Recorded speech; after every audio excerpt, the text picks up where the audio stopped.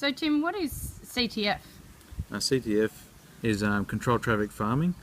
It's a concept that was developed decades ago, really in Europe, as a way of minimising sort of soil compaction.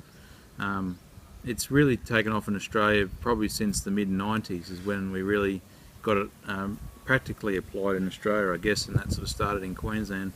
And Dr. Paul Blackwell over here was also working on controlled traffic at the time. So in the last 20 years we've seen quite a big adoption of controlled traffic in Australia, and it's about minimising soil compaction. So lining up where all your tractor tyres go and all your harvester wheels, putting them all together and keeping them on the same track in the field, so that all of your tyres run in the same spot in the paddock, and therefore it gets very hard, and therefore your tyres get very efficient when you're driving. And the soil around that then gets very soft, so you're basically separating where your wheels go and where your crop's grown. And I guess that's really important because crop roots don't really like compacted soil, so it's just a sensible way of separating those two areas. That leads to a range of improvements in soils, so you get more stored soil water, you get better infiltration into the soil from rainfall.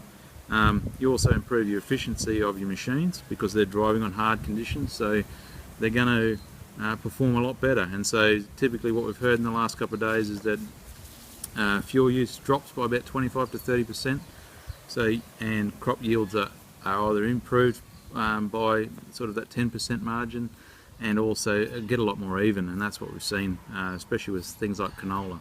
So by separating those zones you get a lot of benefits from doing that.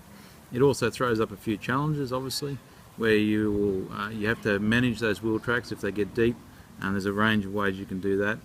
And also you've got to put a lot of effort into making sure your machines are lined up properly.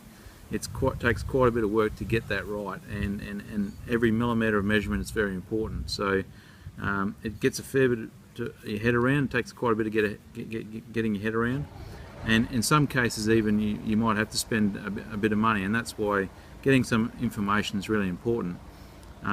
So you can get information either from DAFWA here in Western Australia, or the NACC team, or there's also now available the controlled traffic manual that NACC's been with and DAFWA have been involved with.